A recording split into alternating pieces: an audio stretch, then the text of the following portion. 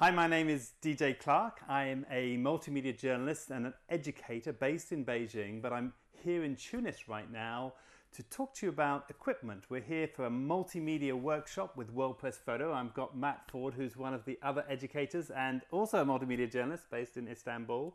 So we're going to do a series of 4 videos talking about equipment, and in this first one I want to check with you what would be the basic equipment that you would bring with you if you had to strip down to the bare necessities, but still need to produce a professional product? Right. If I'm going super light, this is basically it right here. You know, I've got my camera, I've got an onboard shotgun, and I've got a monopod for stabilization. And I've got some kind of headphones. You know, earbuds if I need to be aware of what's going on around me, keep situational awareness. Probably quite important in Egypt and places like that these days. Absolutely. Yeah. But if I'm doing an interview or something else, I'll go with like a more robust set of headphones. And these are closed back headphones, right? These will mask out everything else. And you don't want to take these headphones that can cancel the sound around you, because it means you don't actually hear exactly what you're recording. Right, I might get clobbered up beside the head or something if I'm canceling everything going on. So, sure. Yeah. Okay.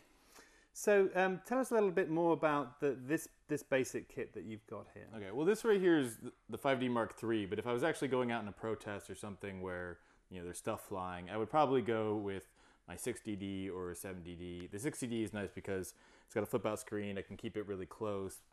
People might not notice that I'm shooting video if I'm keeping it nice and inside like this. I can keep it stable. Sure.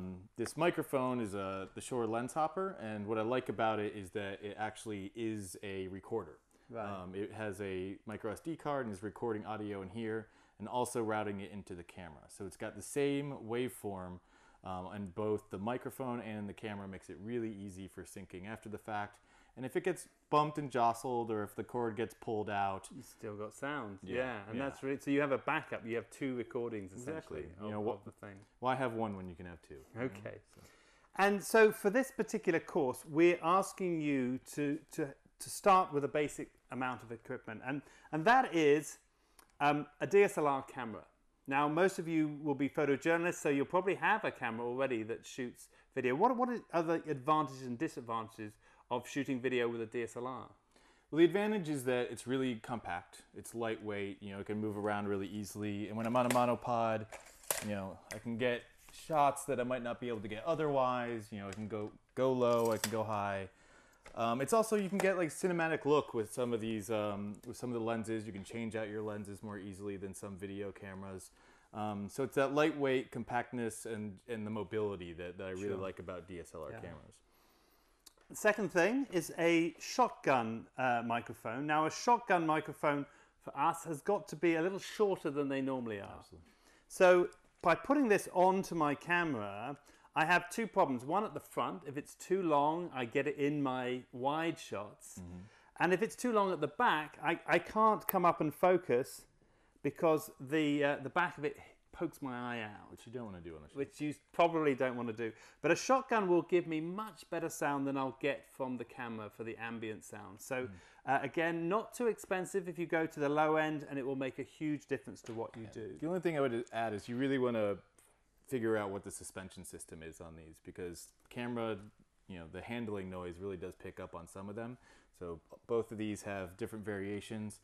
If you're trying out a mic, if you're in the store, put it on, put your ears on, and really touch everything and see what gets picked up. And it's important to note as well, a lot of the DSLRs don't have headphone sockets as well. So you have to be very careful with sound, because if you're not hearing what you're getting, you may be missing something. It's like shooting without a viewfinder. It is. Okay, the second thing is a tie-clip microphone. These are really important because it enables you, when you're doing interviews, to get the microphone really close, and sound is all about proximity. Absolutely. And so with this, these can be bought relatively cheaply, and with a wire, obviously there are other options that we'll talk about later in other editions. By having an extension cord, just paying an extra few dollars or whatever to have that extra length, it means that you're going to be able to get back from the subject and be able to shoot at whatever focal length you want and frame it as you want when you're doing the interview. Because I'll be able to pick up some of your sound with this thing, but I'll also get all the rest of the world around you which doesn't make for a very good interview audio. Right, so having a tie clip microphone is going to make a massive difference, and this is one of the big problems with a lot of photojournalists is they tend to think that they can use that microphone and not one that's clipped on. Absolutely. And then something else is a sound recorder. A sound recorder allows me to get what we call ambient sound and room tone. Taking a minute of sound in every place where we film is going to make a really big difference to editing, right? Mm-hmm. Absolutely. And this little guy on here is actually its own audio recorder, and I use it very similar to that. So I can pull it off, it's still recording, and I can reach in and get nice ambient sound from around the scene. Fantastic. So this basically is this and this combined together. So you're saving space and making life a little bit easier. I'd also recommend that you get what we call a dead cat. This will just stop any wind or any buffering sound. It means you get a really clean sound and something that it's going to be able to use. And then finally, you all, and I know photojournalists hate this, but tripods are vital for shooting video, because without the tripod, we're going to get very sort of shaky footage, and it's just not going to look very professional, right? Right. I mean, it's really, you want a lot of set shots where the frame isn't moving, and the only way to really do that well is with the tripod. You know, and if I have to in a pinch, I use the monopod, but even then, I'm like keeping my elbows in, I'm grounding this on something, I'm basically turning myself into a tripod, and I'm holding my breath for 10 seconds. So.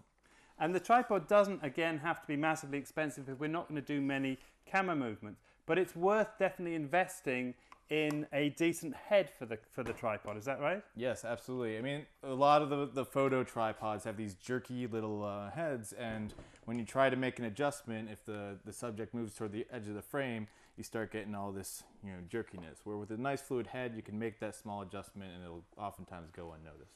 And I also like to get if I'm getting a cheap tripod, a lightweight tripod, is get one with a hook on the bottom. Oh, smart. Because with a hook, I can hang my bag on it, and that really gives that cheap tripod a lot more weight, and it becomes much more sturdy. Okay, I think that is about it for our basic kit. So in the next video, we're going to look specifically at audio equipment.